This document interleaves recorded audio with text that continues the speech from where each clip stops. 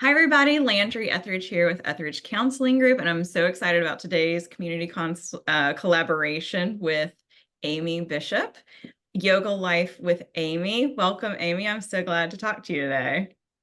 Thank you for having me. I appreciate it. I am so excited to learn about what you do. I'm a huge yoga fan, yoga for years. It's been an amazing experience to incorporate that into my life. But I'm also really interested to hear kind of your journey and how you got into yoga. Can you tell us a little bit about how you found yourself in this space? Yes, thank you. I have struggled with several health issues, and in 2017, I lost my mother Mm, from kidney failure, mm, and 3 months later, found out that I had kidney issues, and it was completely eye-opening. I mean, I can't even tell you how big the alligator tears were that were coming out of my eyes at that wow. point. So several months later, they actually got the full diagnosis and they said, you have to take stress out of your life. And I go, you're funny. Like, I'm a Easier said than mom. done. Yes. I'm like, okay, I'm a mom of a middle schooler. My husband was over the road trucking at the time, and I worked in corporate interior design. And if anybody knows what an architecture firm is like, a 40-hour week is a very short week. And deadlines are just very fast. And so my husband and I talked about it, and finally, after a while, he said, I just need to leave the corporate world. And then they put all these restrictions on me on what I was and was not allowed to do. And I used to lift weights, I used to do all this stuff, and they basically took it all away from me. And I'm like, okay, well, what's left? And I found yoga. And like most people, I'm nervous to do yoga in front of other people when I first started. So I started with videos and then went to the YMCA and fell in love with it, fell in love with what it did for me, and um, just absolutely wanted to be able to share what all it has done for me with other people. And so, again, talked to my husband and I went into teacher training. So I graduated with my 200-hour registered yoga teacher training in May of 2020. Wow. So, So you were yeah. really faced with so much was coming at you, so much to process, and then also having to contemplate, like, okay, I'm going to also leave my job in this time of everything else is sort of falling apart. Yes. Um, what was that transition like for you outside of like moving from corporate life? It was hard because I was so used to having my set schedule and knowing exactly what I was going to do every day. And now I'm like, for the first week, it was felt like vacation. I go, wow, this is awesome. But then I go, okay, I need to get myself on a schedule. I Mhm. can't, I can't handle just not knowing what I'm doing every day. So I had to come up with a schedule. And that's when I started looking at going and working out at other places and seeing what I could do at the Y and just spending time there. It's kind of, it made me think of like how the shift from, you know, like so much doing, producing, external expectations. Maybe you have a boss that gives you this all this doing, and then yoga is such, I mean, your life shifted so much, but also that's sort of like what yoga is, right? Like there's a lot of like internal. Correct. um, And that's exactly what I focus on when I do yoga with people and with my students. It's all about tapping into the inside and feeling how the yoga feels within your body. And that's why I prefer not to do yoga anywhere near a mirror because I don't want mhm, people to look in a mirror. I want them to feel how it feels in their body. mhm. It sounds like it's more about like being than doing. Correct. And that's, I think, scary for a lot of people, or, a lot of people are, I mean, I'm speaking for myself, can be really avoidant of like wanting to feel or notice what's going on Hmm. inside. We're just used to being on the like hamster wheel and going, going, going. So even, yeah, just like where you encourage people to just to even not do it near a mirror so that they can really like focus internally. Correct. Yeah.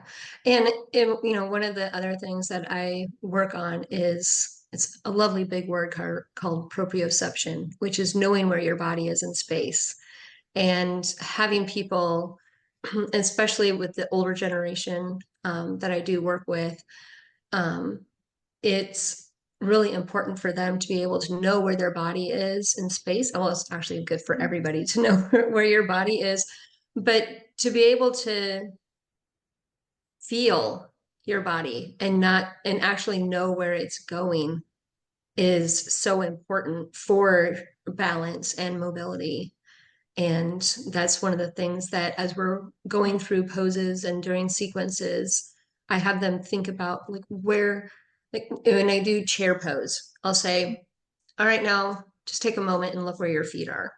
And when they're coming up into chair from another pose and bringing that foot up and forward, then they look down and they go, oh, wow, I actually did bring my foot where I'm supposed to have it. And it's not super out wide. And just Mm. seeing their progress when they're doing that is just amazing. I absolutely love Yeah. seeing their smiles and their how they feel so accomplished with being Mm. able to do that. Yeah, I could see that being really important for as you get older. I mean, I'm in my late 30s and things don't feel the way or look the way that they used to, maybe. And I've been thinking about the aging process a lot more recently, because I want to be able to age well and gracefully and accept it and see it as a lucky thing to get older. So yeah. So what is it like to work with maybe people who are a little bit older? How might that different than like working with somebody who's, I don't know, younger, super mobile, maybe? Does it feel Well, accessible to? honestly, age doesn't really matter Okay. because even younger people have issues with mobility and balance and flexibility. So that those three things, Mm, I mean, I had a person talking to me this weekend about how his 13-year-old son needs some assistance with flexibility because he's growing too fast. I mean, mm, that's mm, completely different situation, but it is very similar on what we would need to do with some of the other people who sit at a desk all day and their hamstrings are tight because they sit all day. yeah. So I just want to let you know, age doesn't matter. Age doesn't matter. Okay. Everybody needs yoga is for everybody. Yeah. Is that true? Does I I've heard a lot of people say, I don't know if I don't know if I can do it. That I don't know, downward dog, that's a little too. Well, there are so many different types of yoga Mm, that um I mean, because I consider like yoga nidra yoga, restorative yin, there's the power yoga, there's the hot yoga. I mean, there's all kinds of different types of yoga. I will say that there are some people that say they've tried it and it's not helping them to be able to meet the goal that they're going for. mm. It's not that they hate it, it's just not getting them to where what their goal is. Um, but I would say, at least try it. At least I mean, try it it. doesn't matter. You don't have to be flexible to do yoga. And I get that question all the time. You do not need to be flexible because that's what we're here to work with you in where you are in your journey. Mm. So it sounds like you're able to kind of tailor it to what an individual needs or what their individual Correct. body needs. It's not sort of like fitting the person to the activity. It's adapting the activity to the specific person. Correct. That's exactly what I do. Awesome. I love that. You mentioned there's lots of different types of yoga. What would you say Yes. is like, what's your flavor of yoga, or is there a name for it? I'm not super well versed in different types. No, that's okay. I honestly like the slower types of yoga. Again, because of my health issues, I'm not able to do hot yoga. I'm not able to do the super fast vinyasa flow type classes, and that's okay. I know there are people out there that absolutely love it, but medically, I just can't do those. But I love flow type classes, Mm, so more like Iyengar or Hatha. I don't technically say that I do those. I kind of do a combination of all of them. mhm, Um, but it's more about where you are aligned in your body and finding out what your body can do and how your body feels in that pose. Because one of the things I say in class and sessions all the time is you are not meant to look like the books. yeah, Like your yeah. body is different and you're going to express this pose differently. Mm, And but I also love yoga nidra, and I what is love that? What is restorative. yoga nidra? I'm sorry, what? What is that? What is yoga nidra? Oh, yoga nidra. I absolutely love it. It's basically where you get super comfortable, typically laying down, covered up, and you're guided Mm, through it's kind of a meditation, but it's going through the entire system of your body and relaxing the entire body mm, and allowing that body to tap into the parasympathetic system. mm, But because you're being guided by somebody the entire time, you are focusing on that voice. However, you're also relaxing. mm, And from some of the studies that I've read, 1 hour of yoga nidra equals 4 hours of deep sleep. And that is tremendously important for a lot of people in society because we are that go, go, go society, and allowing that body to relax and get that parasympathetic system working is very imperative for a lot of mm. people. That's incredible. Yeah. That really is incredible. And yeah, Yeah. yeah, so many people have a hard time relaxing, particularly at the end of a long, end of a long day. What most of us do, I'm telling on myself, we go home, okay, and we immediately are stepping into a house of like maybe kids or pets that need to be walked or dinner that needs to be made. And then maybe we're scrolling on our phone and then we pop a melatonin and try to go to sleep or something. There's never really the unwinding, like the tapping into the parasympathetic nervous system. And that sounds very accessible to anybody, It anybody. is. So, but that's not all you do, right? You do also do teach self-massage and do Reiki as well. Can you talk a little bit about those two? Yes.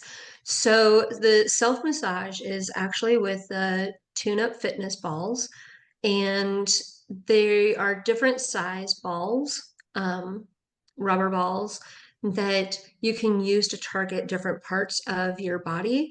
And it allows the fascia to release and relax, which also allows the muscles to relax. So the one that I use most often is actually it's probably about like this big, Okay. and it's a purple ball. So have you ever seen a Pilates ball? Yeah. Mm-hmm. Okay, so it's very similar to Got that. that. Okay. Okay. But we don't inflate it all the way, and we're able to relax the neck and the upper back and the lower back.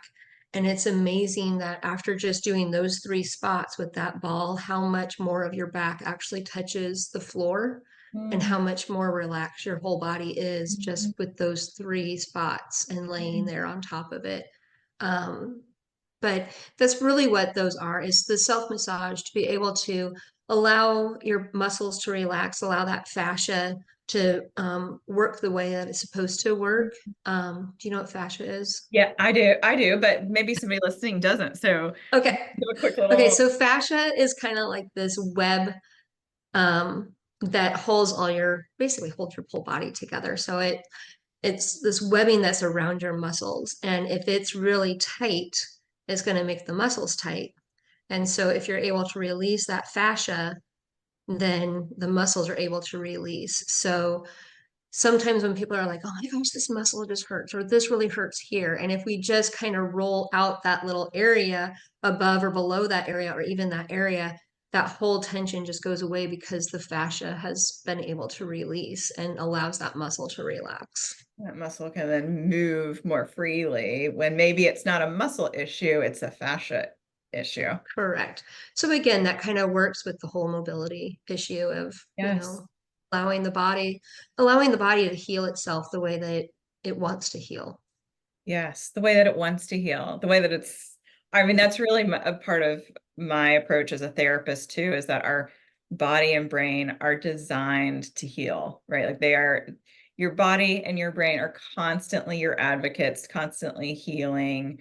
And sometimes it just needs maybe there's a little blockage that needs to be released, and then things can flow a little bit more.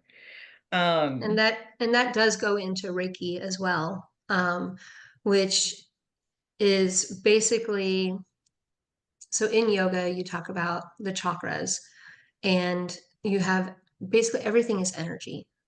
And I mean, even if you in science class, they say everything is made of energy. And yeah. so Reiki is just allowing um, that energy to flow. So there might be blockages in one area of the body, and just being able to help that energy move and flow better and more freely through the whole body. So Mm. it's that's a very, very simplistic Yeah, that's the like explanation of the short Reiki, version. but um, it's a wonderful process. When every time that I've worked on anybody with Reiki, they just, when they're done, they're just like, I feel so calm Mm. and so relaxed. And just knowing that, I'm not bringing any of my energy. It was literally working with your own energy, and being able to help somebody feel relaxed and at peace is Mhm. is such a blessing and an honor. Yeah. And just to pair that a little bit with what I do as a therapist again, when we're relaxed, when we're grounded, we're able to access our prefrontal cortex more easily, which is where, empathy is, where, we're able to communicate better.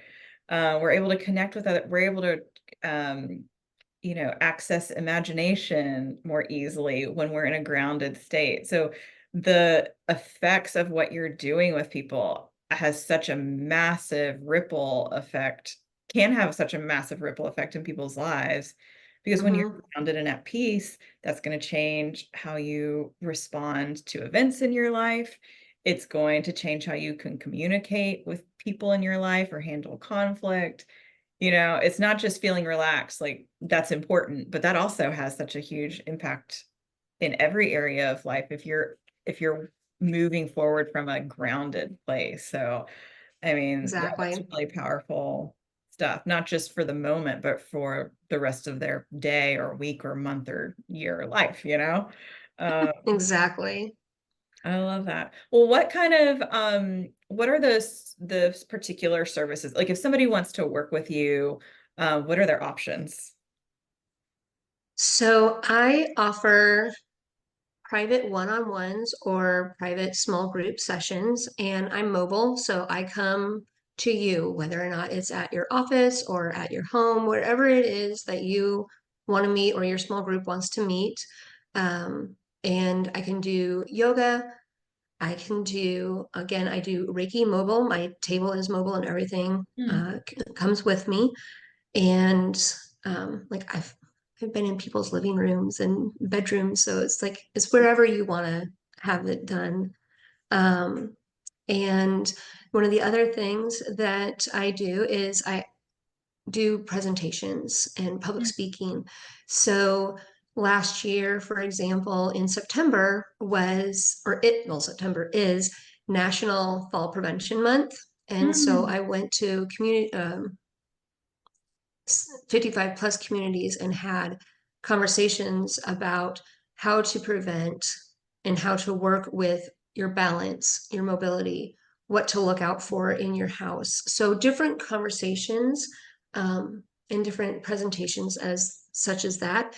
I've also worked with high schoolers on breathing techniques and doing a presentation on how they can work with their breath to be able to help calm them during the stressful times in school. So different types of conversations that or presentations, whatever anybody is looking for. Yeah. So Wow, you're yeah, doing so all, many amazing things. all kinds of fun stuff. All kinds of fun stuff. Oh my goodness. Well, thank you so much for chatting. If people want to, how do people contact you? If somebody wants to do maybe a private session, or maybe they have maybe, I mean, yeah, you said a work event or something too, or maybe coming and speaking. What's the best way for people to reach you or contact you? So they can reach me directly at my email, which is yogalifewithamy@gmail.com. Awesome. Or you can visit my website, which is yogalifewithamy.com. Yoga Life with Amy. I love it. Thank you so much for your Try to time. keep I it have simple. so enjoyed getting to hear about what you do. Well, Of thank you so much. I appreciate you having me. course.